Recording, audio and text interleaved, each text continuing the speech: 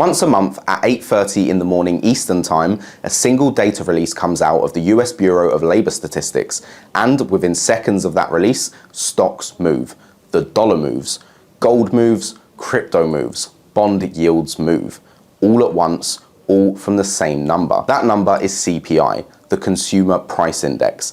And if you trade any asset class without understanding what it is and why it moves everything, you are missing one of the most fundamental drivers in the financial markets. Before we get into it, if you're looking to start your investing journey in the UK with a head start, check out the link in the description for the best platform sign-up deals, including up to £500 in free shares.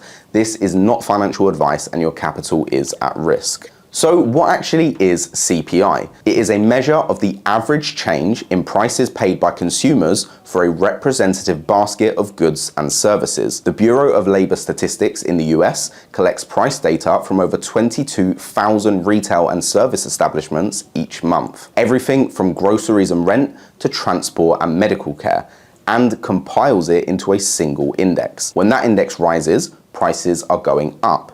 This is inflation. When it falls, prices are declining, and that is deflation. The number that gets reported is typically expressed as a year-on-year percentage change. So if headline CPI comes in at 3%, that means the average price of that basket of goods is 3% higher than it was 12 months ago. There is also a version called Core CPI, which strips out food and energy prices because they tend to be volatile month to month. Markets often pay closer attention to Core CPI because it gives a cleaner read on the underlying trend. Now, here is the part that matters most for traders and investors. CPI does not just measure inflation.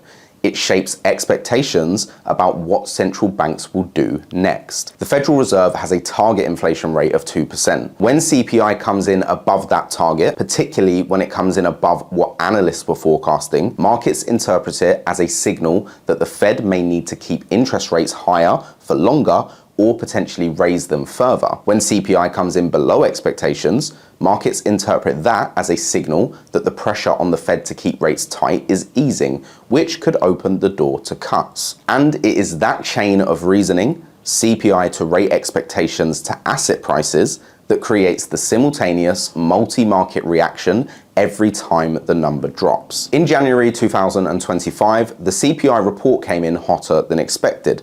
The headline figure rose 0.5% month on month above the 0.3% economists had forecast. Within minutes of that release, according to JP Morgan, stock futures fell, the dollar rose, and treasury yields increased. A single number, immediate, simultaneous movement across multiple asset classes. But here is the important nuance, and this is what trips most people up. The market does not just react to the CPI number itself.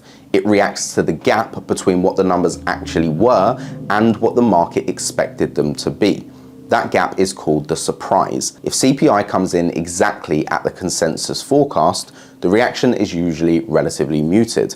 The data has already been priced in. If it beats expectations significantly, hotter than forecast, that forces a rapid repricing. If it misses to the downside, cooler than expected, that also forces a repricing, usually in the opposite direction. This is why you can sometimes see markets sell off on a CPI number that is still relatively low in absolute terms, simply because it came in higher than expected. The absolute level matters less in the short term than the direction of the surprise. What this means practically is that in the days leading up to a CPI release, there is a consensus forecast published by economists and analysts. That number is widely known. The market has already positioned around it. The volatility comes from the deviation. And the effects are not uniform across all assets. A hotter than expected CPI print tends to strengthen the dollar because higher rates make dollar-denominated assets more attractive to international capital. That dollar strength tends to pressure gold